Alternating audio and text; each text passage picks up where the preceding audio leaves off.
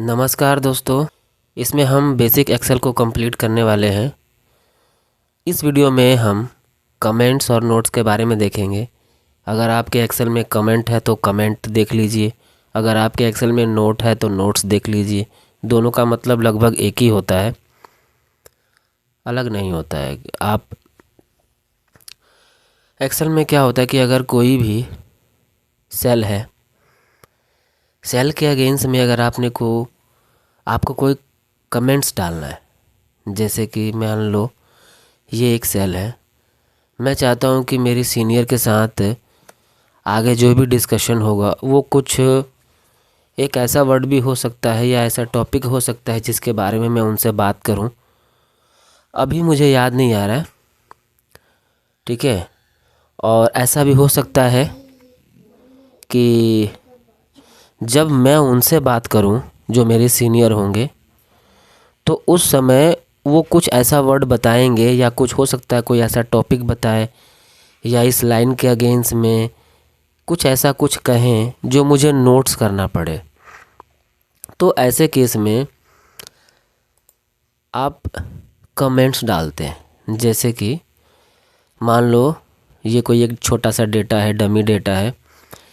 इस dummy data के base पर कोई डिसीजन हुआ और कुछ एक्शन लेने के लिए बताया गया, तो मैं एक छोटा सा एक्शन लेने के लिए यहाँ पे कमेंट्स डाल दूँगा कि हमारी कुछ इस तरह का डिस्कशन हुआ है, कुछ भी जो आपको लगता है, और ये एक्शन लेना है और ये एक्शन लिया जा चुका है, इस तरह का। तो एक ही सेल के अंदर आप उसको मेंशन कर सकते हो, यानी कि आपका डेटा भी वहाँ रह गया और साथ ही साथ आपका जो कमेंट्स है, जो आप एक्शन लेना चाहते हो या लोगे, जो भी आपको लगता है। तो इस तरीके से हम एक्सेल के अंदर कमेंट्स का यूज़ करते हैं। अगर आपको ऐसा लगता है कि किसी में नोट्स है, तो नोट्स का भी सेम यही काम होता है।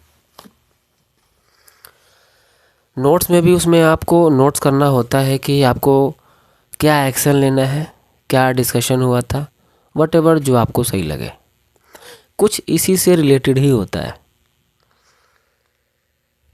अब आता है कि मान लो मैंने बहुत सारे यहाँ पर नोट्स डाल रखे हैं, ठीक है, और मुझे याद नहीं आ रहा है कि कोई एक ऐसा नोट्स है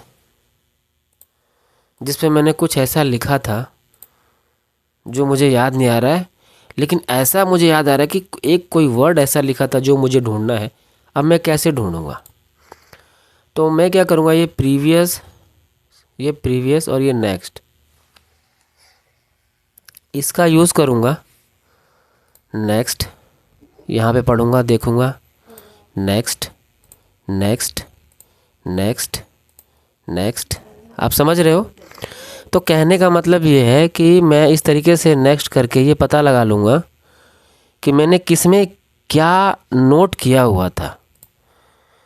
तो जो आपको लगता है कि अब आपको जो लगता है कि हाँ ये वही कमेंट्स है जिसको मैं ढूंढ रहा था, तो आप उस पर स्टॉप हो जाएंगे और फिर जो आपको एक्शन लेना है वो आप एक्शन ले सकते हो। सेम ऐसे ही आप प्रीवियस का कर सकते हो इस तरीके से, ठीक है। प्रीवियस भी ले सकते हो, उसमें कोई दिक्कत नहीं है। इस तरीके से ये सारा का सारा कमेंट्स आपको दिखा देगा।